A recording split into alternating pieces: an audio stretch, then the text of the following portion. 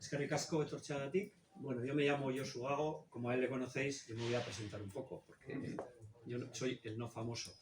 Bueno, yo me llamo Josu Gago y soy psicólogo. Soy el director de un programa que se llama Redesafe, que es un programa de acogimiento familiar especializado.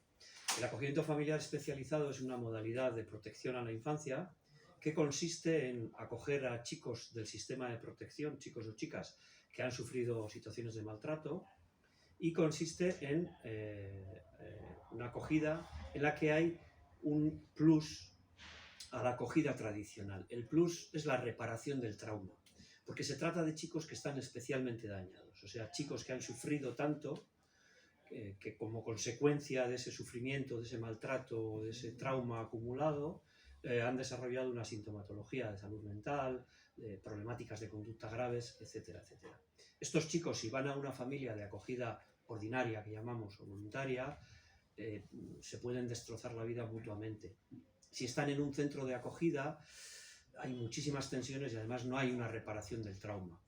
Por eso, hace ya muchos años, en Guipúzcoa, se puso en marcha un programa de acogimiento familiar especializado, que por otro lado es una medida que establece la ley en el Estado español, pero que no está prácticamente desarrollado. Lo que hemos hecho ha sido coger la masa madre de ese proyecto de Guipúzcoa, que es pionero y ha tenido muy buen resultado. Lo gestionamos nosotros, no es que tenga buen resultado porque lo gestionemos nosotros, pero da la casualidad de que lo hacemos, ¿no?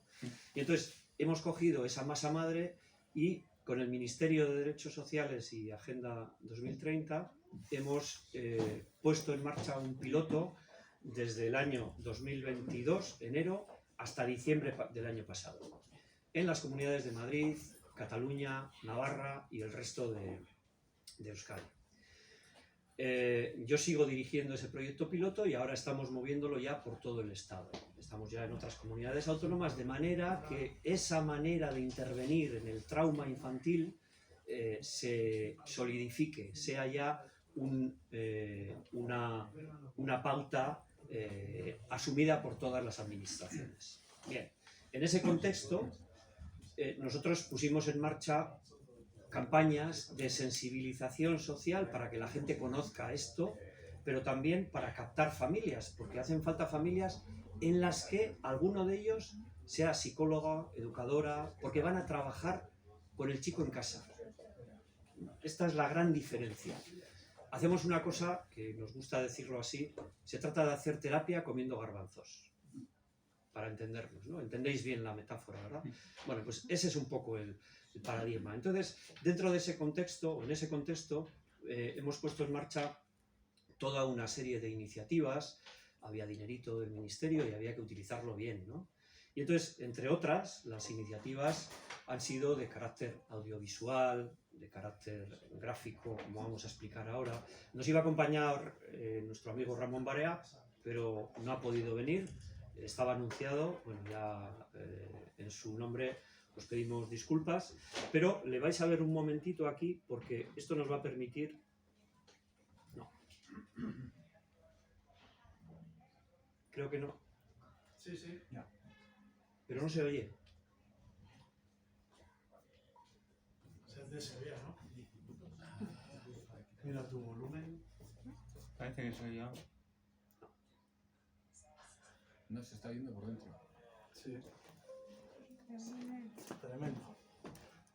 Puedes enchufar, ¿eh? Sí. Fallos de directo. Tan, tan. Esto nunca ha pasado. Es mentira. Si no, lo he visto tantas veces que casi puedo decir lo que dicen. Con la música, ¿no? Y el volumen de la... No, eso no lo hemos hablado. No.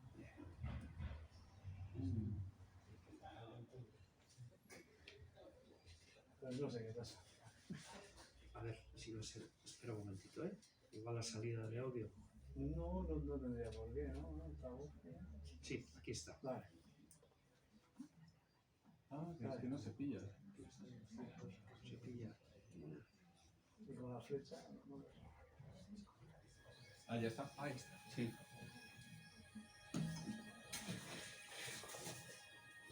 Se llama Richie. Hace 3 años su madre la dejó a nuestro cuidado porque no podía hacerse cargo de él.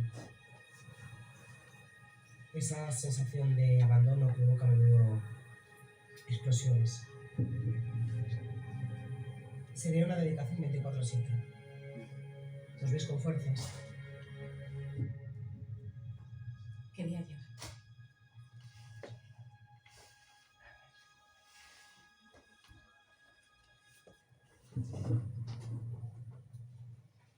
Bueno, próximamente no, ya está más que pasado. Esto lo quito. Este es el tráiler del corto con el que nos clasificamos para los premios Goya, por cierto, del año pasado.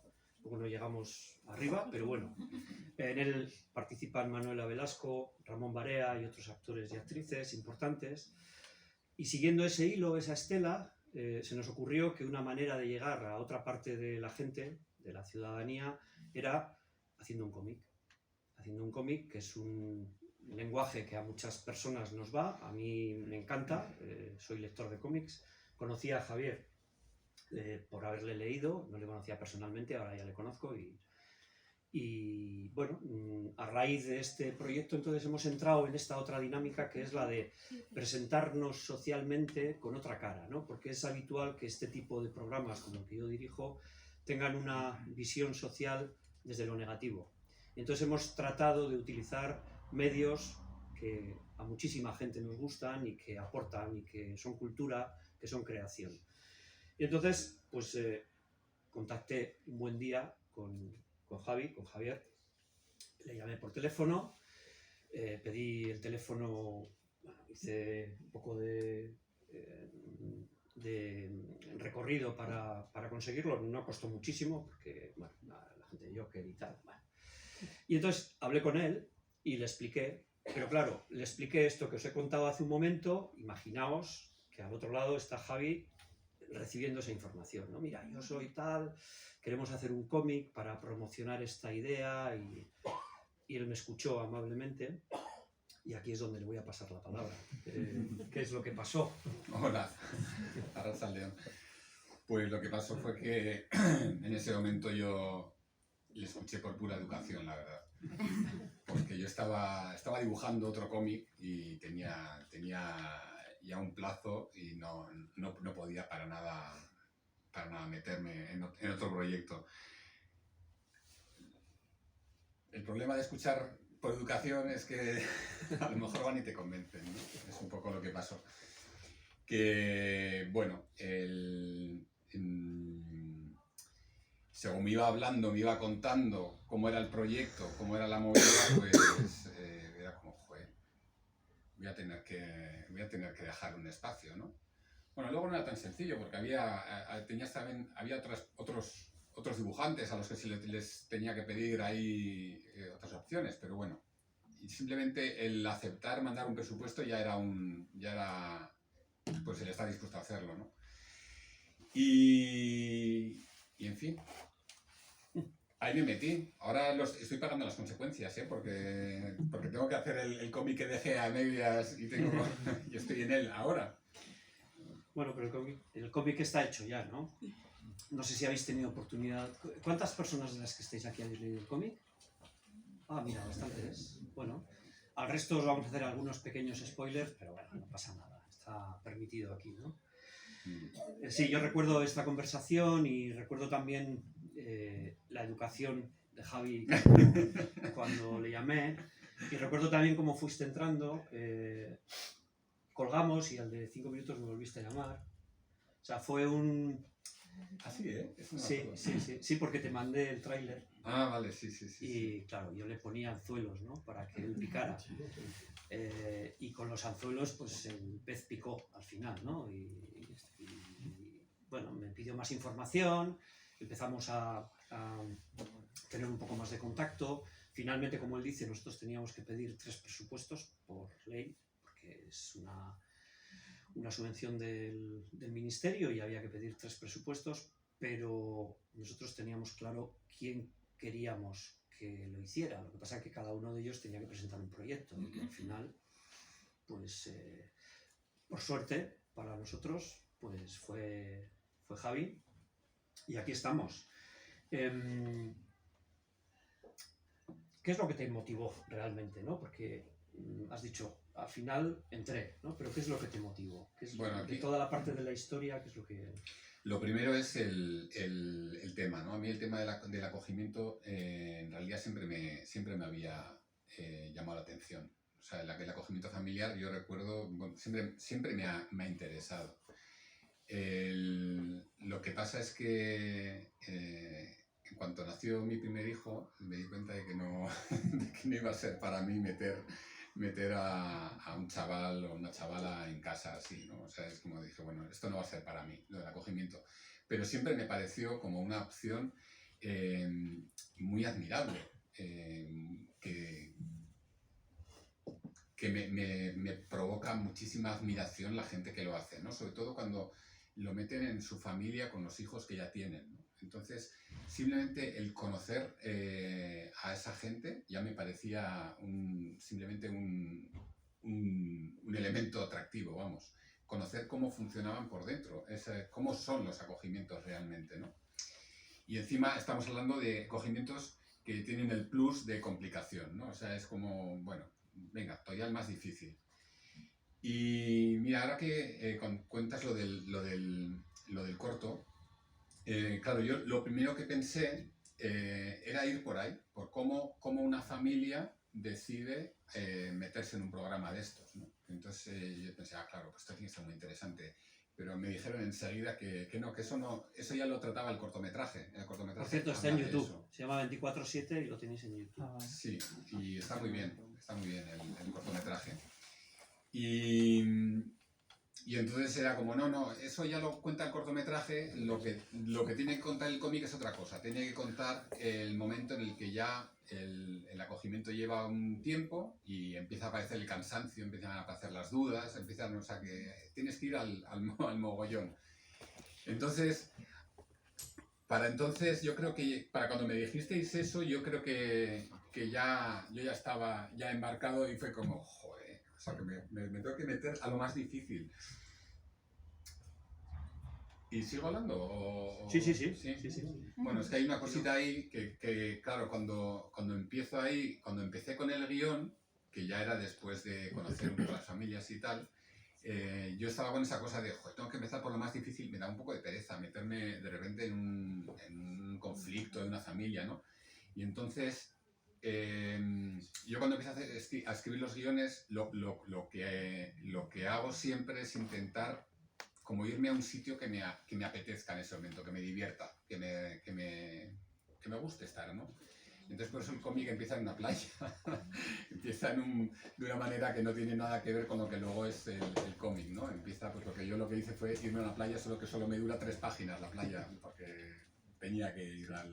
A mí me llamó mucho la atención cuando nos mandó el primer guión, era un guión escrito, y a mí me gusta mucho leer cómics, pero no tengo ni idea de cómo se hacen cómics.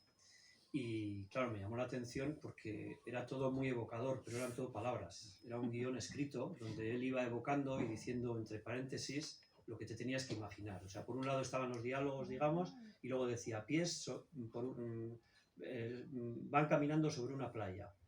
Los pies se van acercando, gaviotas.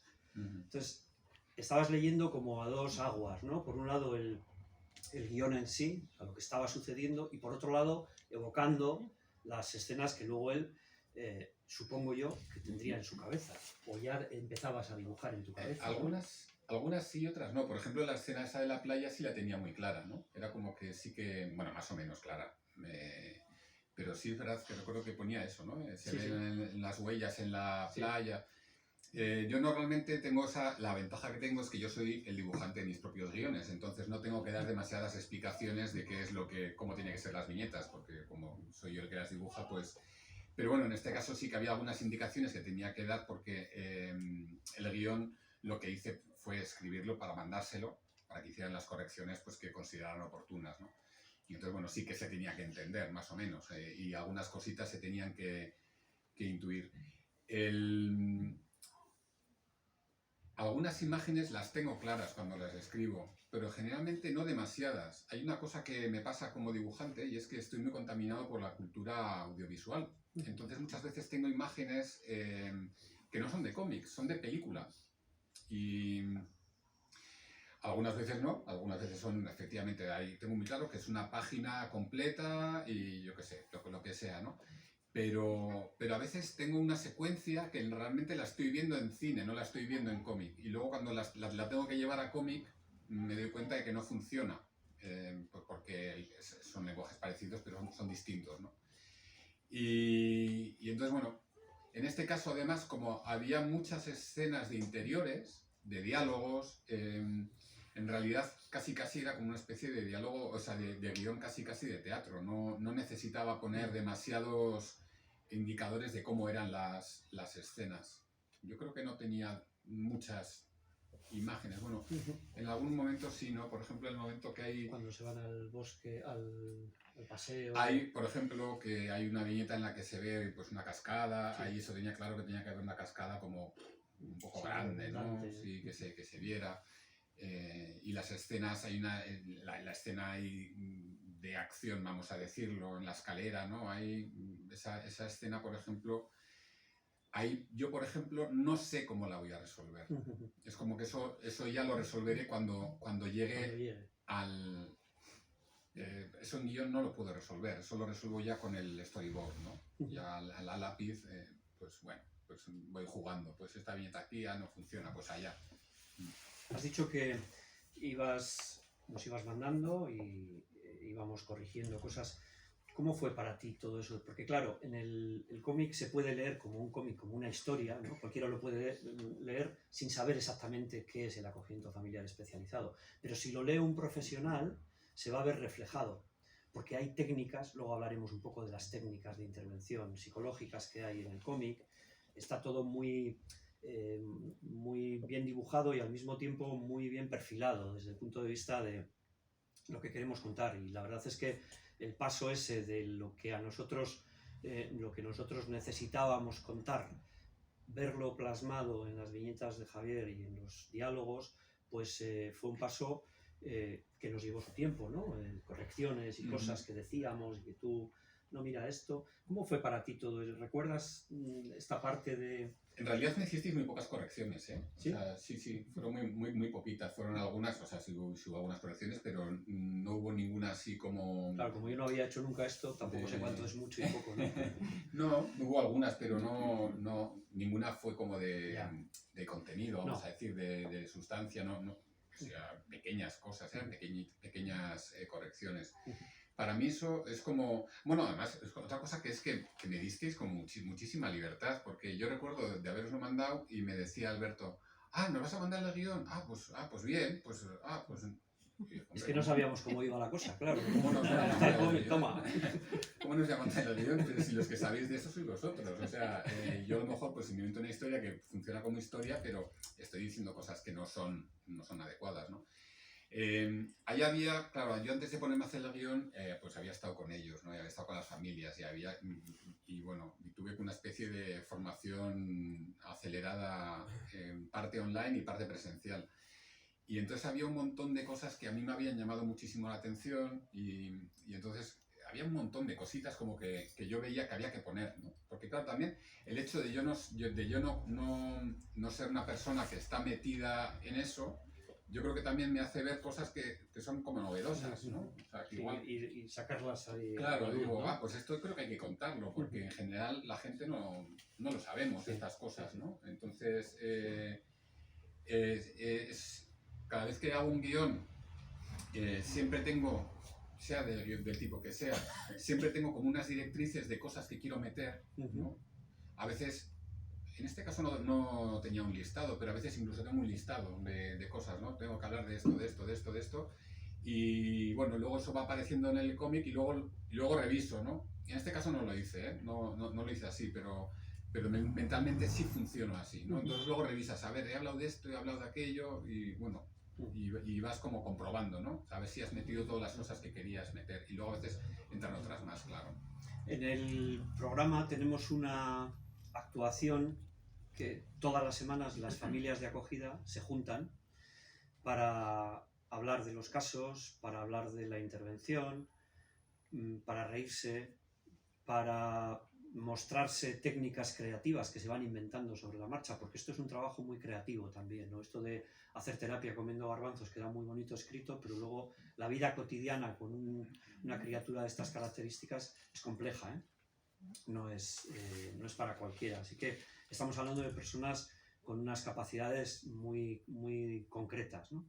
Este encuentro de los martes, que le llamamos así en Guipúzcoa, pues los martes, no por otra cosa, es de oro, porque allí surgen infinidad de detalles que, como dice Javi, igual a nosotros nos pasan desapercibidos, pero si viene alguien de fuera, yo recuerdo cuando encargamos el corto, vinieron los actores y estuvieron también. Ahora hablamos del cómic porque hicimos lo mismo, ¿no? Reprodujimos contigo lo que habíamos hecho con Manuela Velasco, Ramón Barea y con Raúl Fernández de Pablo. Vinieron a nuestra sede al encuentro de familias, que es un encuentro de 2 horas entre técnico y emocional, ¿no? De descarga de todas esas tensiones y demás.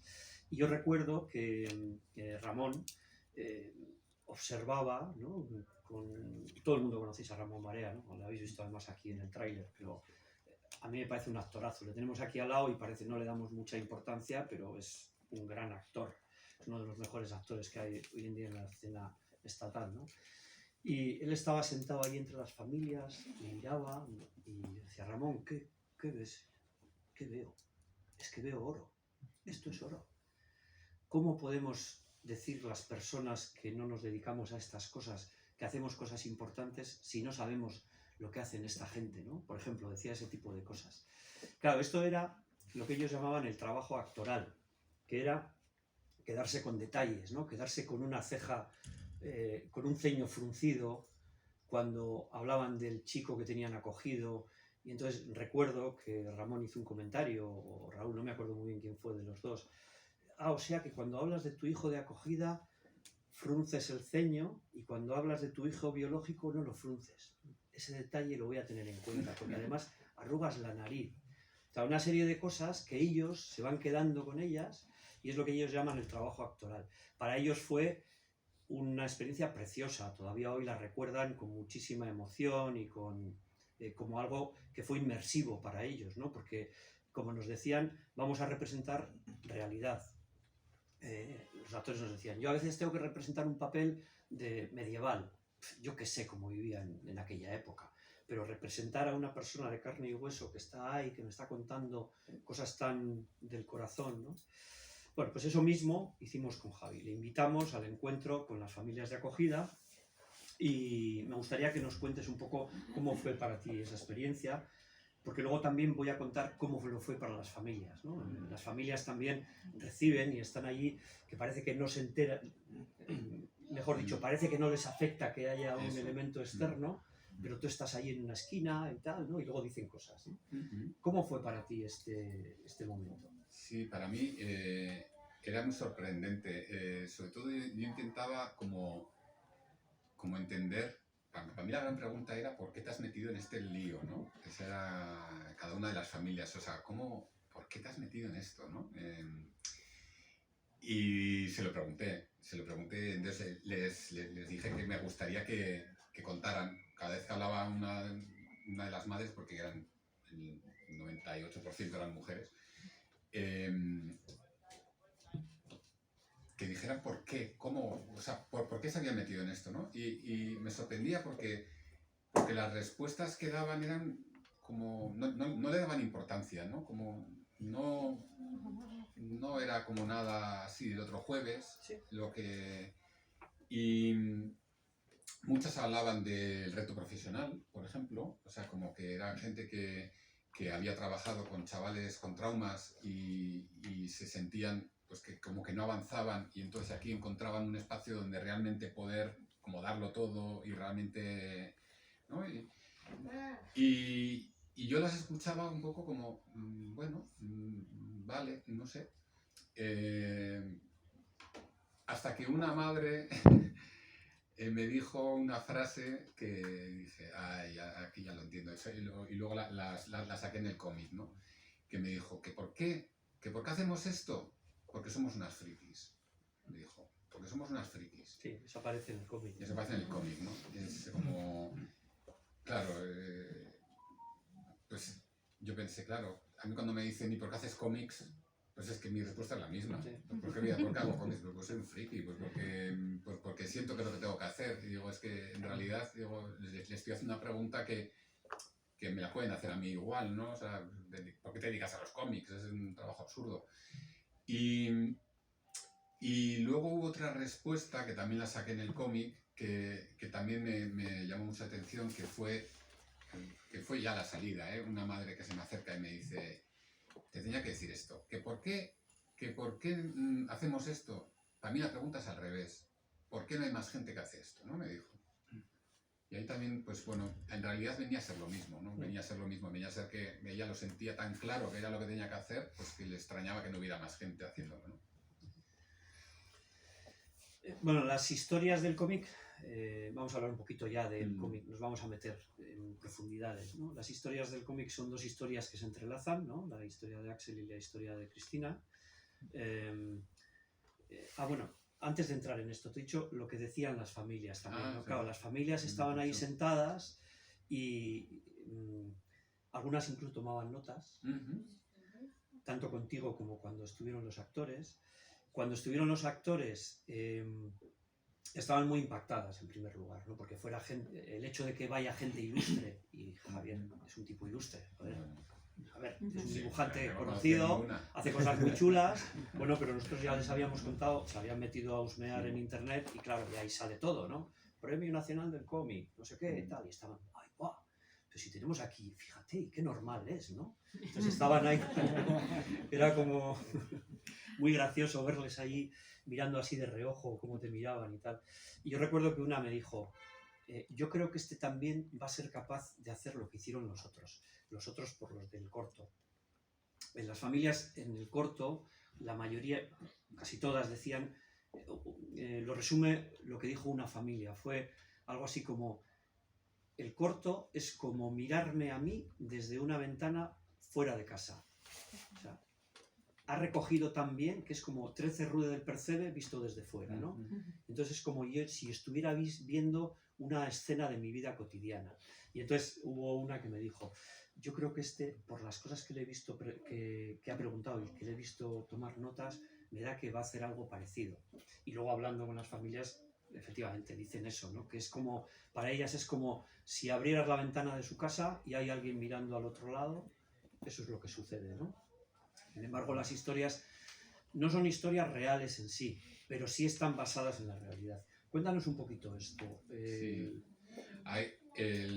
La base sobre todo de la historia de Axel, porque la de Cristina tiene más mezcla de distintas historias, pero la de Axel es muy, muy parecida a la historia real de un chaval.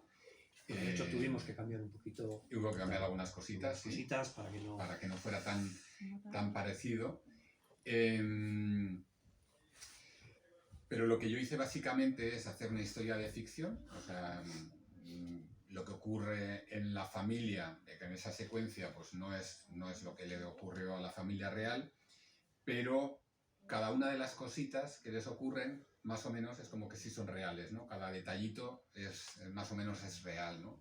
Hasta las conversaciones del padre en el taller, ¿no? Con sus compañeros.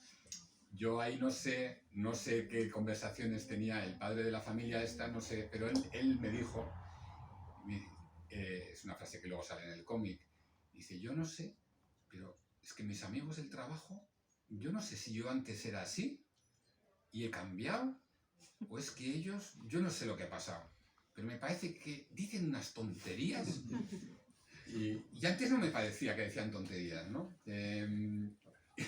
Y yo ahí le pregunté, cuéntame esas tonterías, que las quiero meter en el cómic, dime qué tonterías son. Y se quedó en blanco, no me supo decir, las tuve que inventar yo, las tonterías las que hablan en el cómic las tuve que inventar, ¿no? Pero el hecho ese de que al principio del cómic, él pues está pues participando más o menos de las conversaciones ahí con sus amigos, y al final, bueno, pues como que se va distanciando un poco, responde a ese hecho que me contó, ¿no? Que me contó. Y como eso, pues hay un montón de cositas dentro de la historia, ¿no? que luego, bueno, por ejemplo, el primer dibujo que hice de Axel se parecía bastante al chaval real. Tanto que era él. Pero sí, lo gracioso es que yo no lo había visto, porque Joder, yo pues. solo había oído hablar de él y la foto que me había enseñado estaba con mascarilla, porque era de una foto de la pandemia. Entonces yo solo le había visto los ojos. Y bueno, pues hice un dibujo y Entramos en resulta... pánico, ahí Alberto me llama. Y entra... Hostia, tío, pánico, es que es igual. Bueno, la cosa es que nada, que hubo que cambiarlo, lo hice distinto. Pero luego ese libro, cuando ya estaba publicado, ha llegado a la familia esta y me contaba la madre que cuando lo vio el niño, dijo, este soy yo. Pero decía súper contento, Sí, sí. este soy yo. Claro, para ellos es un honor también, ¿no? Eso me resultó muy curioso, ¿no? Sí, con el corto nos pasó lo mismo. El chico del corto no se parece el protagonista del corto al protagonista de la vida real. Por cierto, el protagonista en el corto chico es el hijo del Langui. Conoceréis al Langui, ¿no? Es el primer trabajo que hace el hijo del Langui. Y lo hizo con nosotros, mira tú. Un día llega... Yo no sé quién es el Langui. ¿No sabes quién es el Langui? No, este chico que es, bueno, que tiene los brazos, es rapero también, ¿no? Y actor, Vale. que es muy activo también en activismo social y tal. Sí. Hay una escena, bueno, más que una escena, no sé cómo llamarlo, ¿no? Un leitmotiv, está más chulo, en el libro sobre fútbol. Y esto nos llevó a un pequeño callejón sin salida. Cuéntalo tú. Sí, es que había un detalle, claro, que recorre todo el libro y empieza con eso, y es con la obsesión del chaval con el Barça, ¿no? Y esto a mí me hizo mucha gracia, era un detalle real del chaval en quien estaba basado, y era pues eso, pues un chaval en Donosti obsesionado con el Barça. Y era como, es que no tenemos ni idea de dónde le viene esto del Barça, es que no sabemos por qué este chaval está tan obsesionado con el Barça. Y entonces, bueno, yo lo metí en el cómic y lo metí tal cual, pues el Barça. Pero, claro, cuando ya estaba todo el cómic hecho y estaba, pues, ya está como que eso no lo podía cambiar, era el Barça. Resulta que ahora nos damos cuenta de que el cómic se va a traducir al catalán.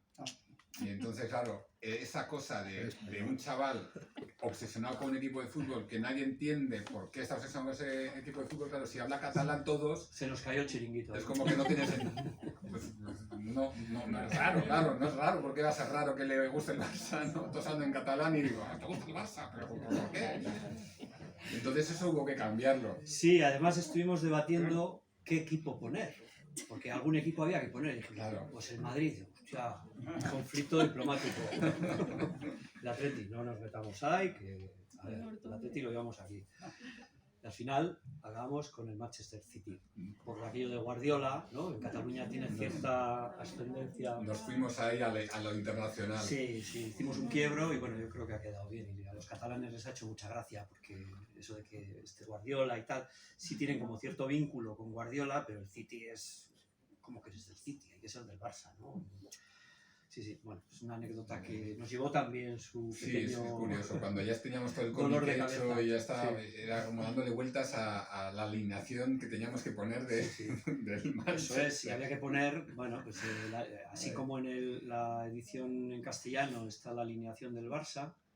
Por cierto, el otro día le dimos el cómic a Zubizarreta, porque aparece también en el... Sí, porque es una alineación ideal, ¿no? Entonces Eso son es. como los mejores jugadores del Stoico, Barça, ¿no? tal, O sea, sí.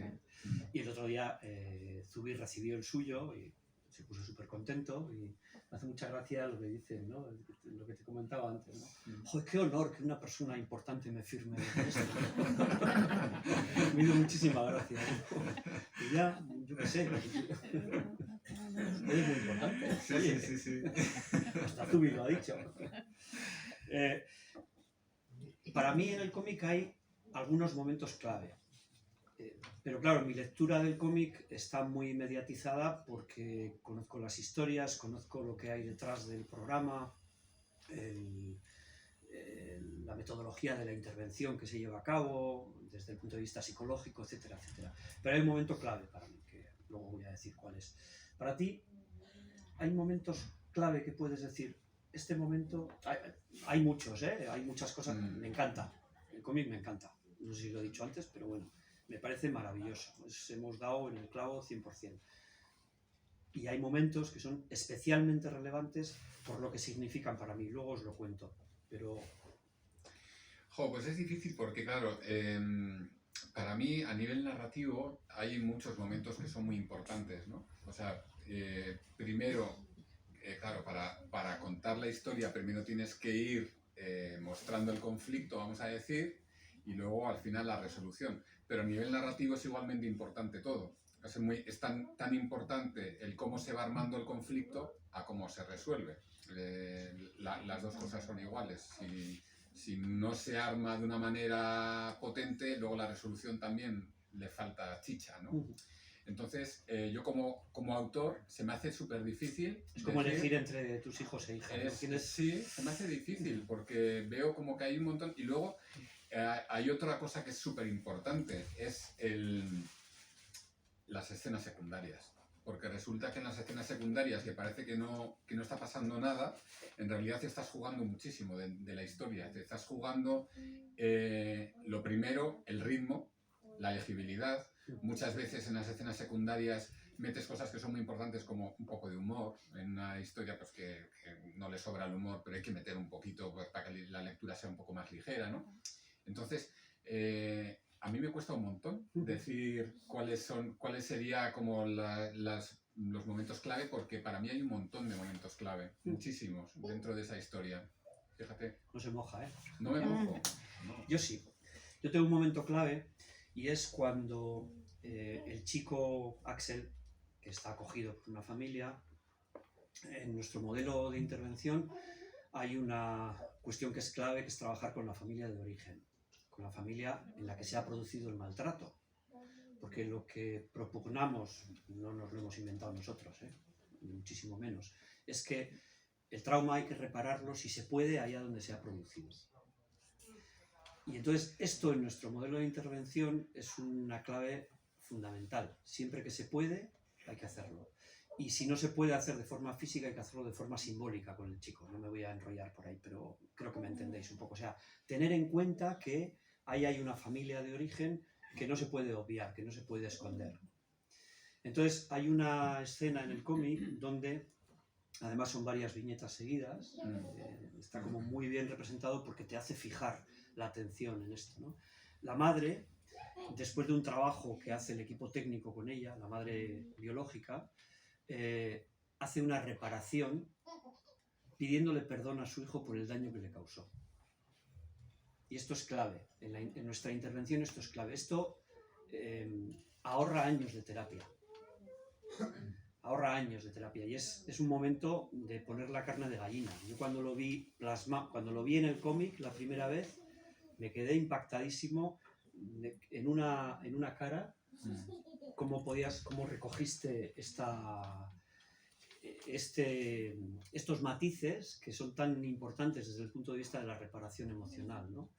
Y me gustó muchísimo, tanto que, bueno, nosotros utilizamos todos los medios que hemos ido creando, además de para la difusión y demás, los utilizamos también desde un punto de vista de la formación, ¿no? Cogemos trozos y cuando estamos formando a familias acogedoras, o incluso en cursos en la universidad o tal, mirad esto y a ver qué os parece. Y esta es una viñeta, es una página muy relevante dentro del cómic, por eso me gusta mucho.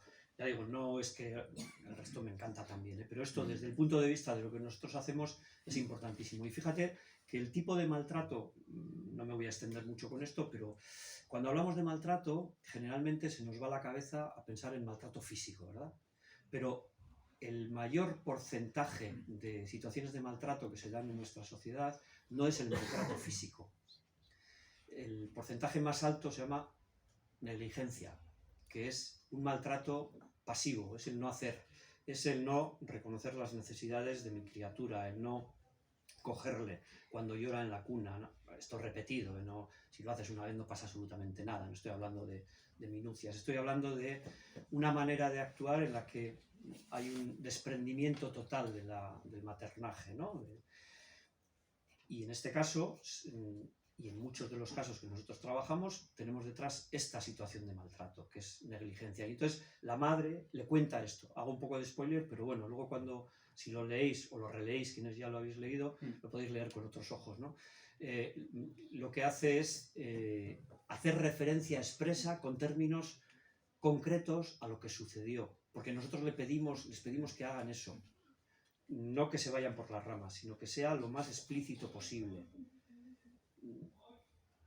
Y esto, bueno, os habéis quedado un poquito así, ahora nos volvemos a reír. Bien, pero es la esencia del cómic, estamos hablando, como ha dicho... Sí, pero es que eso además era una de las cosas, muchas de las cosas que has dicho son de esas cosas que cuando yo conocí todo el tema del acogimiento más me impactaron, ¿no? De lo que más me impactó fue eso que has comentado, que claro, para todos es muy evidente y muy fácil entender que un chaval que ha sufrido abusos, pues del tipo que sean, pues luego va a tener unos grandes traumas. Pero no tenemos tan interiorizado que por esas negligencias se pueda llegar a desarrollar unos traumas tan poderosos, ¿no? Y entonces, para mí, el conocer eso, hay un vídeo que está en YouTube, que dura muy poquito, ¿cómo se llama? Still Face, que yo recomiendo verlo, porque para mí fue, cuando me lo contaron, para mí fue como una especie de antes y un después. El vídeo simplemente es una madre, es un experimento muy, muy cortito, es una madre que está mirando a su hijo, y su hijo es un bebé de meses, y entonces está interactuando con el chaval. Y entonces el chaval pues hace así, y la madre mira allí, la madre le mira a los ojos, sonríe, pues hace lo que se hace, ¿no? Con un bebé. Y en un momento dado la madre echa la cara para atrás y le vuelve a mirar, pero ya se queda con la cara neutra. No, ni enfadada, ni nada, neutra. Y entonces el niño sigue haciendo las mismas cosas y la madre no cambia, no cambia el gesto. Y no sé si se... A ver. Y el niño no tarda ni un minuto, es que no tarda un minuto, Nada, que va. en ponerse a gritar. En ponerse a gritar, sí, son segundos en los que no aguanta esa inexpresividad de la madre, ¿no? Entonces, claro, cuando te imaginas a una madre, bueno, o un padre, pero es la madre sobre todo, la que tiene ahí en esos meses, ¿no? El que tiene más presencia, pues yo qué sé, pues con drogada o borracha, lo que sea. No se oye, ¿verdad? A ver, es que no sé qué pasa. Bueno, igual apagamos y encendemos el clásico de salir y volver a... Pues eso, que no puede atender porque no está en condiciones de atender a su hijo o a su hija, pues claro, sí, no hace falta que le esté pegando o que le esté... No, simplemente aunque no le haga caso, ya va a crear un estado de ansiedad brutal en el chaval, que se va a quedar para siempre, ¿no? Esa es otra cosa de las cosas que aprendí, que el estado de ansiedad se queda grabado en el físico, ¿no? Entonces, bueno, todas esas cosas como que tenían que aparecer en el cómic porque a mí me habían impactado un montón, ¿no? Y también ese momento de la reparación también me pareció alucinante cuando me estuvisteis contando que esos casos son reales, que se dan, ¿no? Pues era como, esto tiene que aparecer en el cómic, claro, este momento, ¿no? Este momentazo. Claro, hay que hacer un trabajo de preparación previo muy, muy exhaustivo, muy a fuego lento, pero cuando llega ese momento, como he dicho antes, es un momento reparador que nos ahorra años de terapia y de sufrimiento, ¿no? Para estos chicos. Y luego a la hora de componer esa página, es que esa has hecho mención, pero es que es verdad que tiene una composición curiosa porque, no tengo aquí el cómic. ¿Lo tienes ahí? Vale. Sí, es esta página que tiene pues 6 viñetas así alargadas, es como si estuviera la cámara fija, ¿no? No veo sin gafas, 99 o 79. 99. Están muy buenos. Es como la cámara fija de la madre y la cara de Axel aquí, ¿no? Como escuchando todo lo que va diciendo ella. cuando haces la parte de composición de la página, aquí entra mucho en juego la intuición, ¿no? O sea, porque pones no sé, ¿cómo voy a componer cada página? Cada página tiene una manera distinta. Yo no hago pues 6 viñetas iguales y ya está, ¿no? Es como que cada página pues le doy su, no sé, la composición que me viene un poco, ¿no?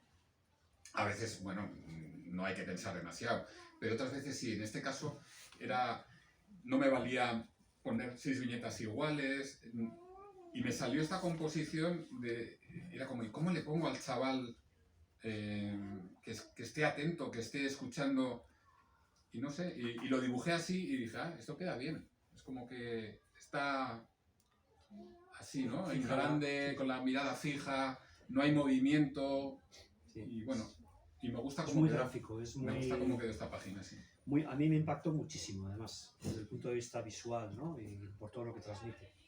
Bueno, en el cómic aparecen muchas cosas que se dan en estos chicos, la manifestación de sus problemas, ¿no? La manifestación de sus problemas son estallidos, cortes en el brazo, hurtos, mentiras, sumisión, el miedo al abandono.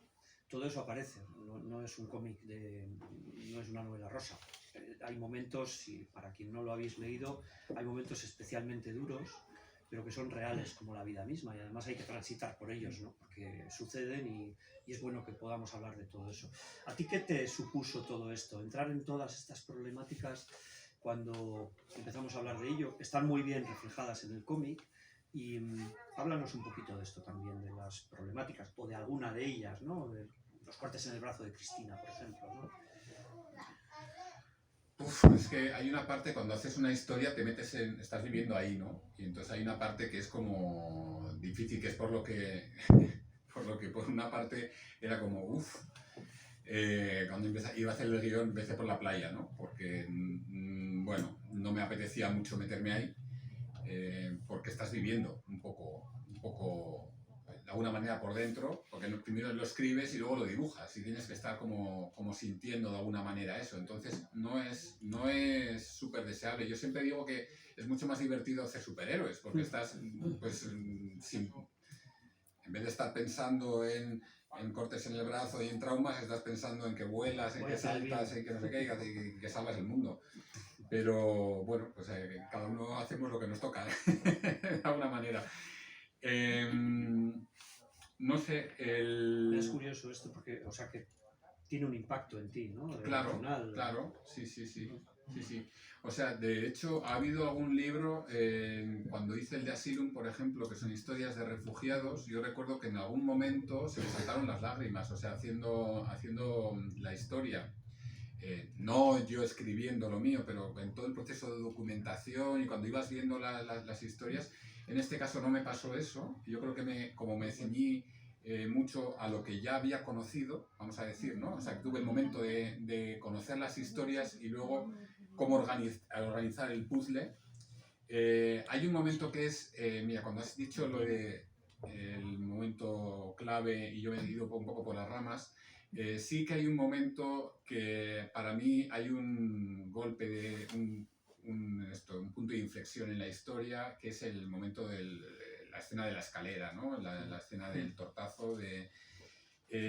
Yo sí que siento que, bueno, además está más o menos en la mitad del libro y es un poco...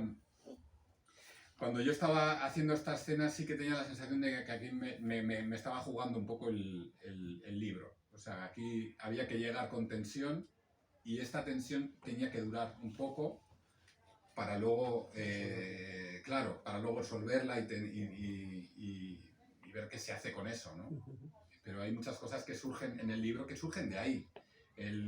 Las lágrimas, el cansancio del personaje de la madre, ¿no? El conflicto con las hermanas, ahí donde se visualiza es ahí.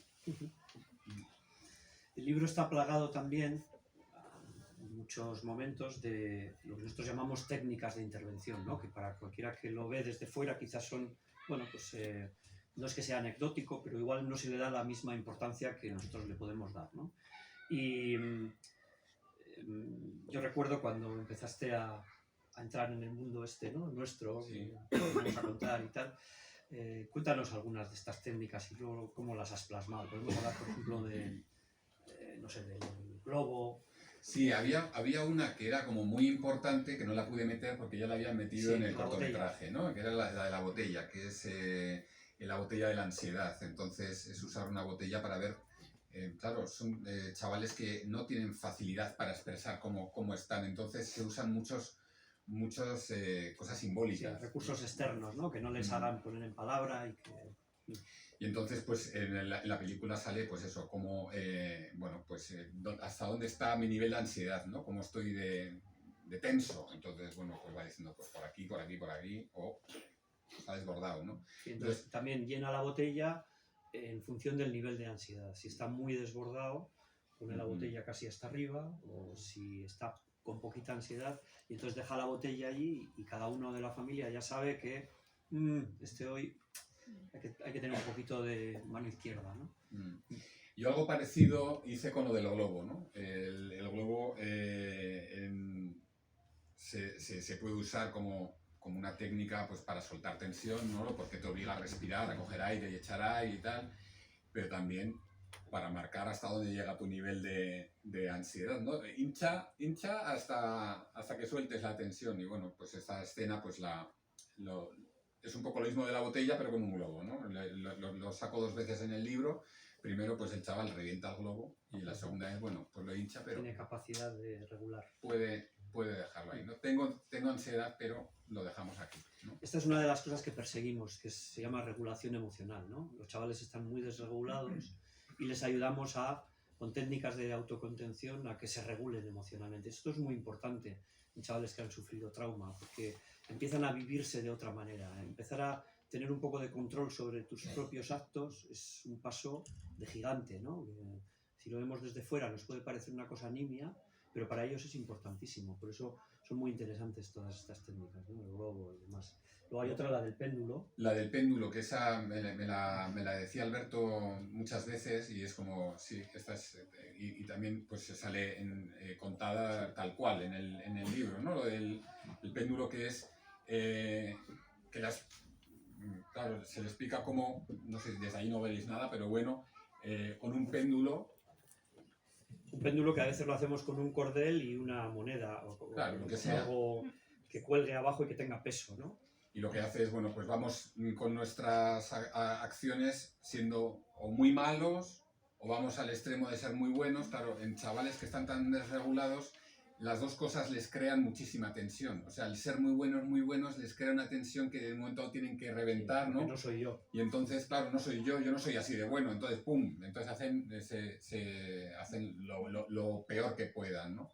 Y entonces ¿quién es Axel en este caso, ¿no? ¿Quién es Axel? ¿El bueno o el malo? Y es como, bueno, pues ninguno de los dos, ¿no? Cuando el péndulo se para, ahí encontramos a Axel. Y luego hay una cosa una técnica que a mí me llamó mucho la atención, que son las historias de vida, que se usa mucho con los chavales, que es que tengan un librito en el que se cuenta cómo ha sido su vida, ¿no? Que puede ser con dibujos, con fotografías, lo que sea que se cuenta. Entonces, yo en el caso de Axel lo que hice fue que, porque bueno, por esta cosa de que para la historia necesitaba otra cosa, es que en medio del libro de repente hay un librito que le hace la hermana, ¿no? Una metahistoria, ¿no? Una metahistoria, sí, le hace un librito y que aquí se ve la historia de Axel. Y entonces bueno, le llama El niño y su lío, ¿no? Le llama la hermana. Y aquí yo hice también un guiño a los libros que yo hacía con mis hermanos cuando éramos pequeños, porque hacíamos libros y los hacíamos así con este formato y hasta el color de la cartulina de la portada siempre era azul porque teníamos las cartulinas azules en casa y entonces bueno, hice aquí una especie de homenaje a los libritos que hacíamos cuando éramos pequeños. Casi hacíamos el Llevamos una hora hablando. Porque... ¿Alguien os apetece hacer alguna pregunta o algún comentario? No sé. ¿No? ¿Os ha gustado? Sí. ¿Sí? ¿Interesante? Mira, sí. Sí. Yo quiero decir que al leerlo aparte de darme cuenta, como has dicho, que hay gente que dice, joder, importante es lo mío, importante es lo que hacen estas personas, estas familias de acogida, ¿no? Yo lo que dije fue, la sensación que tuve, qué bien vivo, qué tranquilo vivo, qué fácil lo tengo todo, aunque tengamos dificultades, qué fácil lo tengo todo frente a estas familias que son, vamos, la valentía con mayúsculas. Porque hay que tener, no sé, los religiosos dicen que van al convento por vocación, para esto hay que tener una vocación inmensa. Además, hay que procurar no fallar, porque si fallas tiene que ser terrible, ¿no? Sí, esto es muy importante, esto que has dicho. Lo segundo, lo primero también. Pero lo primero, las familias no les gusta que se les planteen las cosas así. Es muy curioso, no les gusta porque, a ver, yo no soy superhéroe, es mi trabajo, es que sí son pero no les gusta, es una cosa curiosa. Yo recuerdo, tú estuviste más comedido, pero cuando estuvimos con Manuela Velasco y demás, Manuela les decía, yo es que os veo, sois adorables, sois mis héroes. Perdona, no somos nadie, o sea, somos gente que nos dedicamos a esto. Perdón. Bueno, sin más, una anécdota de cómo se viven ellas. Y lo segundo que has dicho, muy importante también, esto de que el fallo aquí es...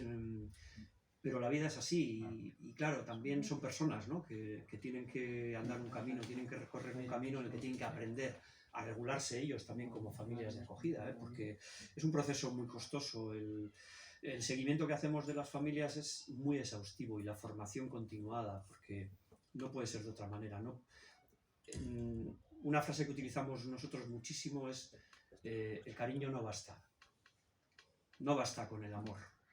Si yo cuánto le quiero y a pesar de todo, ya, pues con eso no basta. En el cómic, en el corto, se hace referencia, de hecho lo dice Ramón y la hija le corrige, ¿no? La hija en la ficción, Manuela, le corrige, le dice, no te equivoques, no va por ahí. No basta con el cariño y con el amor. Esto es distinto, esto es otra cosa. Tiene que haber amor, tiene que haber un encuentro humano, pero va más allá que esto.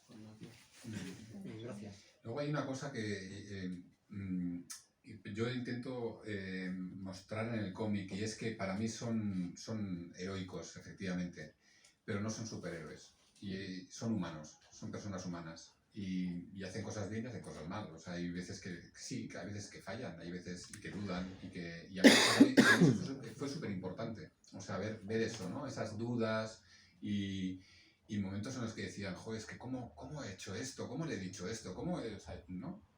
Que sí, porque pues igual que cualquier padre que en un momento dado dice, ¿y cómo le he dicho esto a mi hijo? ¿Cómo? Pues igual, ¿no? Pues claro, en este caso tienen como ese plus añadido de la responsabilidad que sienten, bueno, desde muchos lugares, ¿no?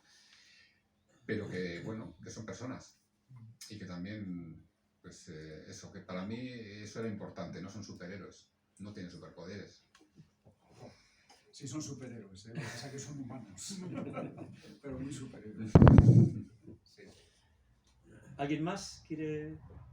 Sí, yo por ejemplo he visto que, Javier, de tus últimos trabajos, ahora el color como que lo trabajas bastante más. Y bueno, tengo una pregunta así un poco... ¿cuánto te lleva hacer una página?